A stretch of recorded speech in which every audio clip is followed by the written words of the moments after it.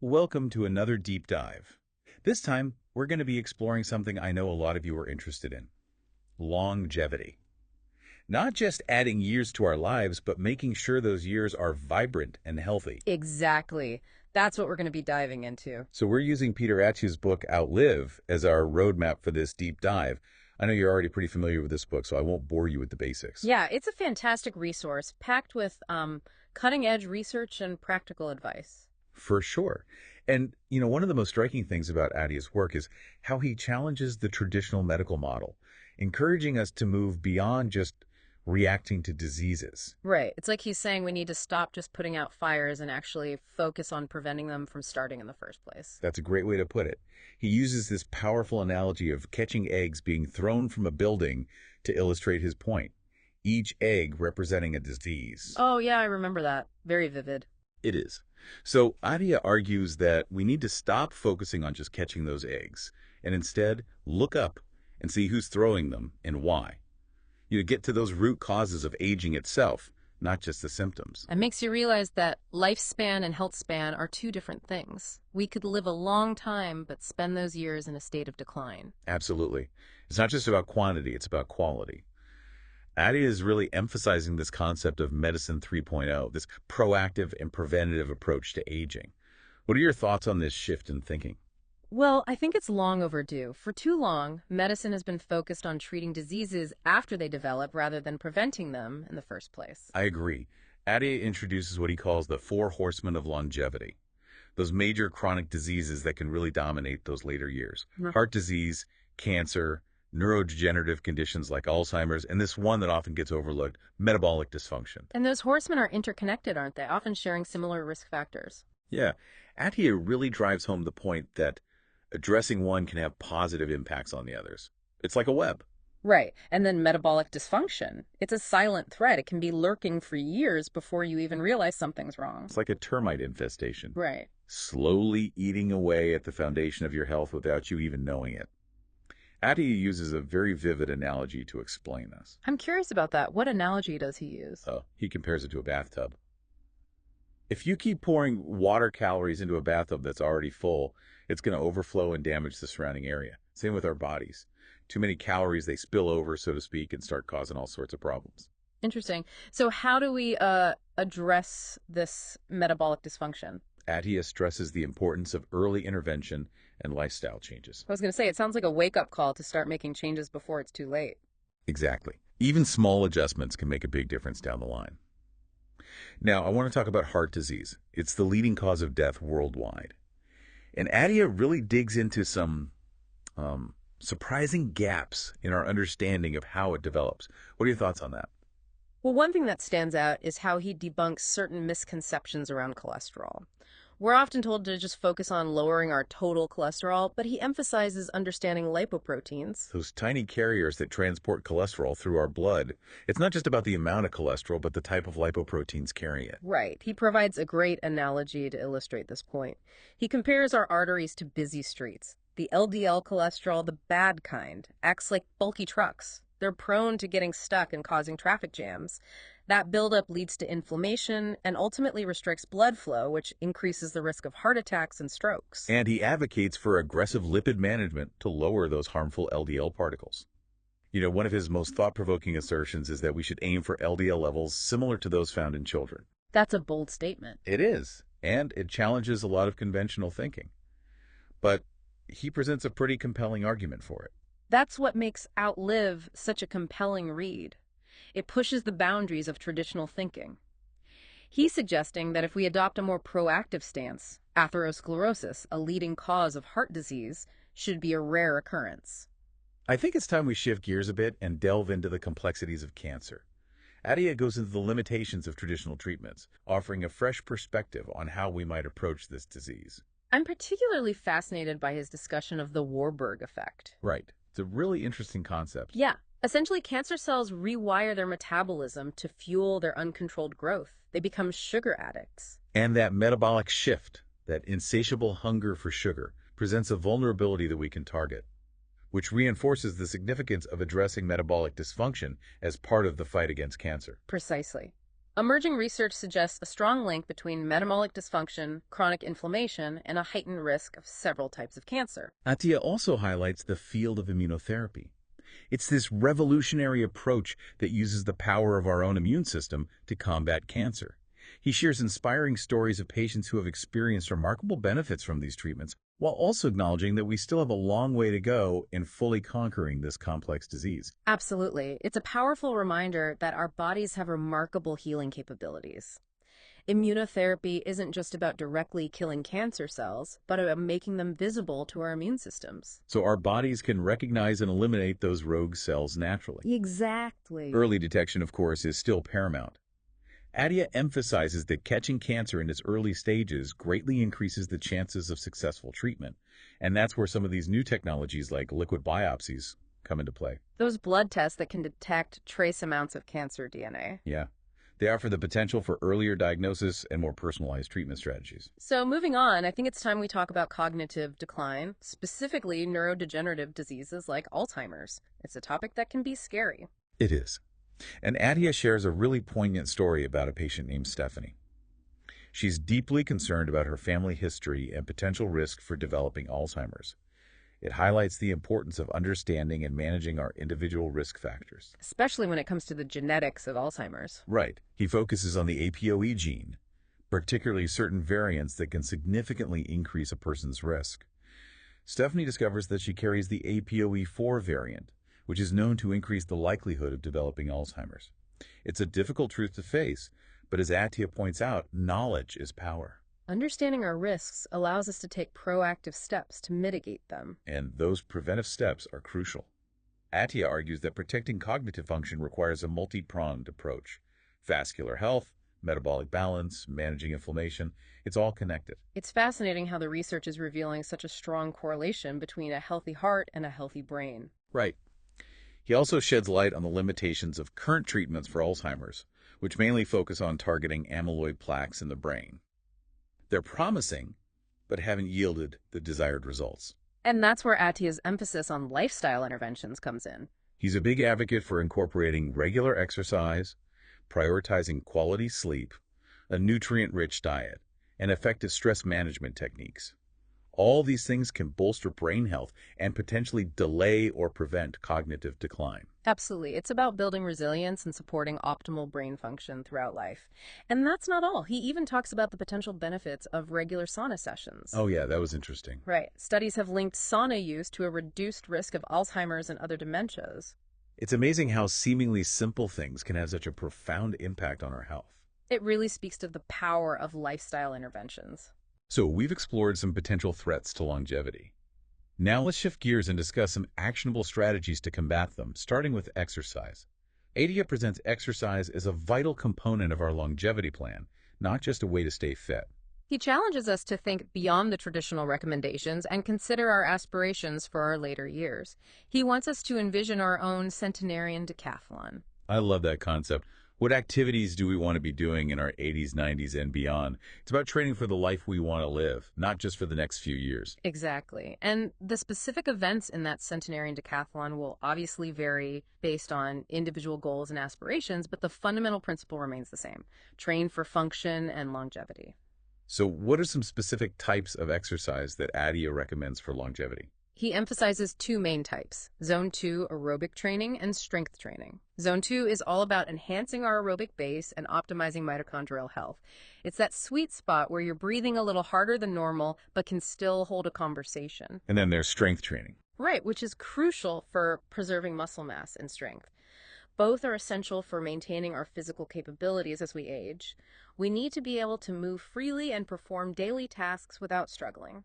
And let's not forget about stability training. Oh, you're right. Attia shares personal anecdotes about how injuries can really derail our fitness journeys. It's like building a sturdy foundation that can withstand the wear and tear of life.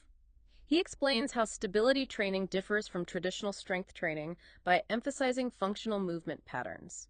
It's about strengthening the muscles that support our joints and spine, developing a body that moves well, gracefully, and can handle daily demands without breaking down.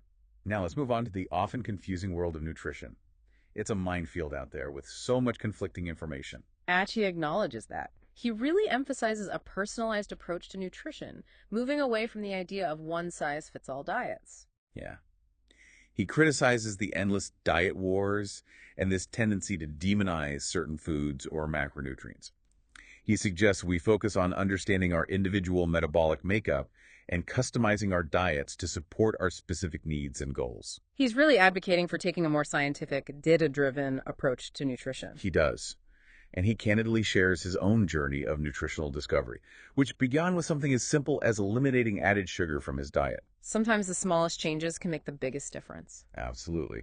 And speaking of making a difference, let's not forget the power of sleep. Sleep. Attia calls it the best medicine for our brain. And he's not wrong. It plays a crucial role in bolstering our physical and mental well-being.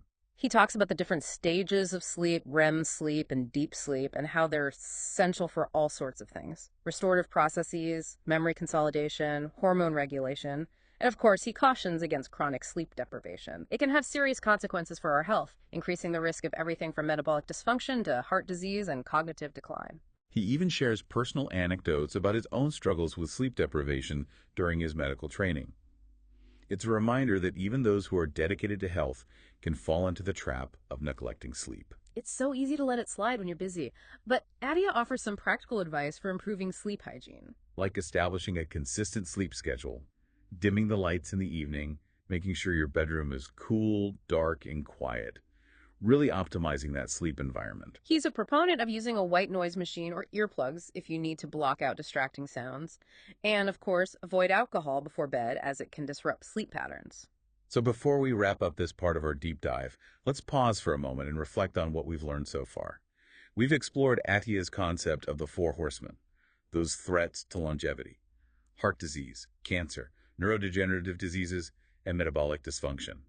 We talked about how they're interconnected and the importance of a proactive approach to health. We've looked at the importance of lifestyle interventions like exercise, nutrition, sleep, and how they can contribute to extending our health span and potentially our lifespan. And I think it's important to reiterate that this is a journey, not a destination. Absolutely. Attia reminds us that longevity isn't about discovering a magic pill. It's about making informed decisions and developing habits that support our health over the long term, building a foundation for a life that's not just longer, but richer, more vibrant, and more fulfilling.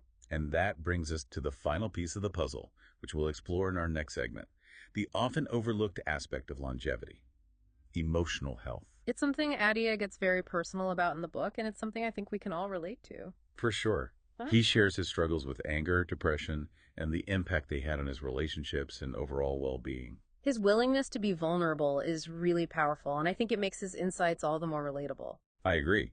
So stay tuned for part 2 of our deep dive into Outlive. We'll be back to delve deeper into the realm of emotional health and its significance in living a longer, healthier, and more fulfilling life.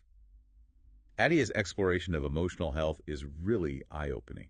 It's often overshadowed by the physical aspects of longevity. It is, but he makes a compelling case for its importance. I think his willingness to be so open about his personal struggles makes it even more impactful. I agree.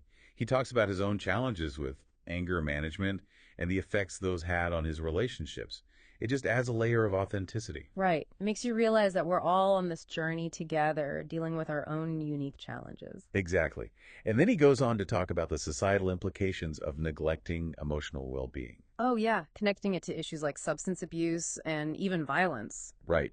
And it really underscores the fact that taking care of our mental and emotional health isn't just a personal matter, it's a collective responsibility. We're all connected, and neglecting one aspect of our well-being can have ripple effects that extend far beyond ourselves.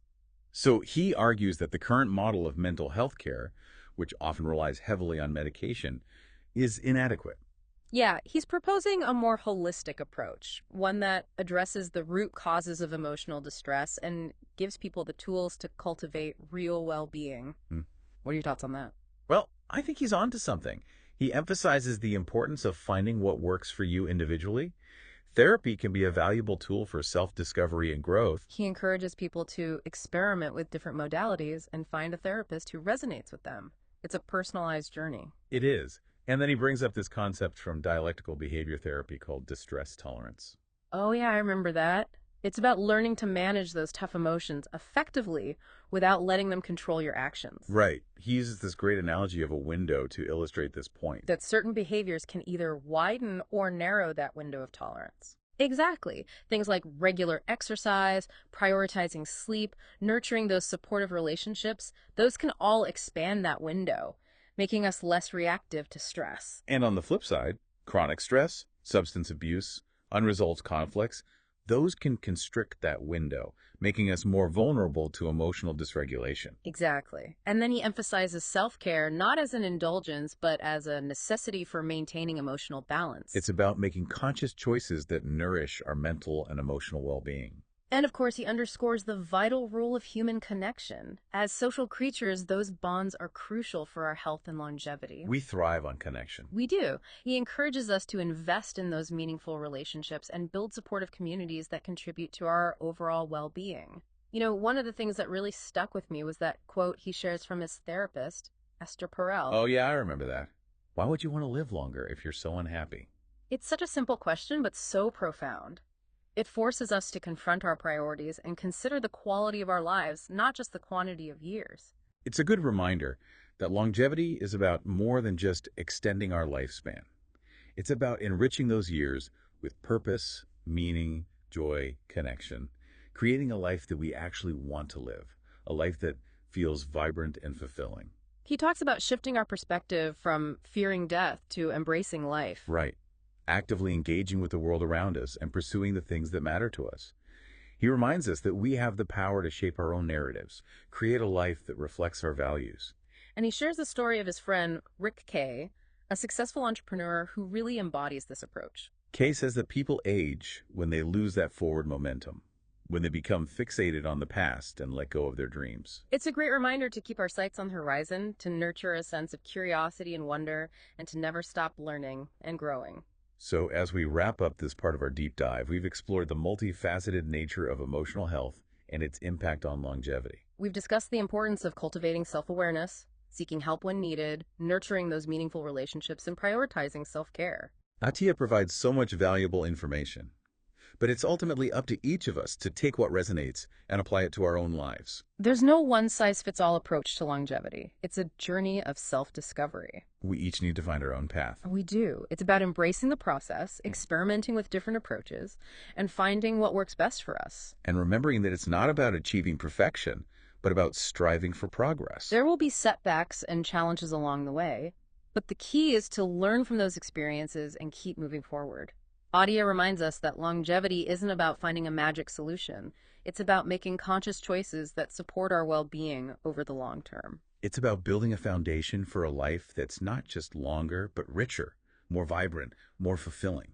And that brings us to the heart of his message. Longevity is about living a life worth living. It's about creating a life that's filled with purpose, meaning, joy, and connection. A life that we wake up each day excited to embrace. And on that note, let's take a moment to absorb all of this wisdom. Get ready for the final leg of our deep dive into Outlive.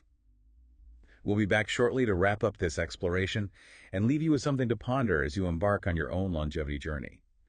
We've really delved deep into Outlive, from the science of aging to the importance of emotional well-being. It's inspiring.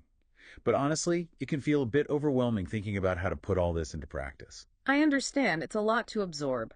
But instead of feeling overwhelmed, think of it like building your personal toolkit for longevity. I like that. A toolkit. So we don't have to use every single tool at once. Exactly. You pick and choose what resonates with you, what feels manageable at the moment, and gradually incorporate those tools into your life. That takes the pressure off trying to change everything overnight. Makes it feel more sustainable. More like a marathon than a sprint. Exactly. Attia uses the analogy of driving. You need to stay alert, adjust to changing conditions, and learn as you go. Right, because there will be bumps in the road. It's not about being perfect. It's about embracing the journey and learning from those bumps. Absolutely. Longevity is about resilience, adapting to challenges, and continuing to move forward. So, for someone just starting their longevity journey, where do they begin? What are some practical first steps? Well, the first step is to look inward. Ask yourself, what does a long, healthy, fulfilling life look like to me? What are my values? What brings me joy and purpose? Those answers will guide your path. It's about defining longevity on your own terms. not trying to fit into someone else's mold. Right. Then think about your centenarian decathlon. What do you want to be doing in your 80s, 90s, and beyond? What experiences do you want to have? Having that vision can motivate you. It's empowering to think about designing the life you want, even decades from now. It is. Once you have that vision, start small. Choose 1 or 2 areas you want to improve. Maybe incorporating more movement, making better food choices, or getting better sleep. Small changes over time can lead to big results. Exactly. And remember, progress, not perfection, is the goal. There will be setbacks. Don't get discouraged. Learn and keep moving forward. Attia's message is so powerful. Longevity isn't just about living longer, it's about living better, making those years count. It's about creating a life that's rich and meaningful. So, as a final takeaway, why don't we distill the key lessons from Outlive into 10 actionable points for our listeners? Great idea. Here are 10 key takeaways from Outlive by Peter Attia. Embrace a proactive mindset.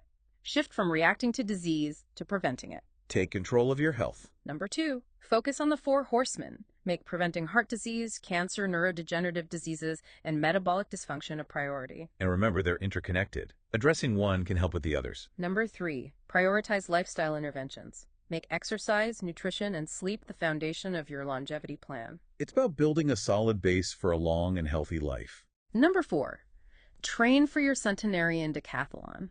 Envision yourself in your 80s, 90s, even beyond. What do you want to be doing? Train for function and longevity. Not just for how you look today. Number 5, incorporate Zone 2 aerobic training. Improve your aerobic base and mitochondrial health with consistent, moderately paced exercise. That's the sweet spot where you're breathing harder but can still talk. Right. Number 6, embrace strength training. Maintain muscle mass and strength as you age with regular strength training. It's essential for staying strong and independent. Number 7, cultivate stability. Build a body that moves well and can handle daily demands without breaking down. Focus on those muscles that support your joints and spine. Number 8, personalize your nutrition. There's no one-size-fits-all diet. Experiment, pay attention to how your body responds, and find what works for you. It's about tuning into your unique needs. Number 9, prioritize sleep. Treat sleep like the powerful medicine it is. Create a sleep sanctuary and make sure you're getting enough. Our bodies and minds need that time to rest and repair. And finally, number 10, nurture emotional well-being. Cultivate self-awareness. Don't hesitate to seek support and prioritize those relationships that matter most. Remember, longevity isn't just about the years we live. It's about how we experience those years. It's about living a life filled with joy, purpose, and connection. Well, that wraps up our deep dive into Outlive. We hope you found it informative and empowering. It's been a fascinating journey, and we encourage you to continue exploring these concepts and create your own path to a longer, healthier, and more fulfilling life. Thank you for joining us. We'll see you next time for another deep dive.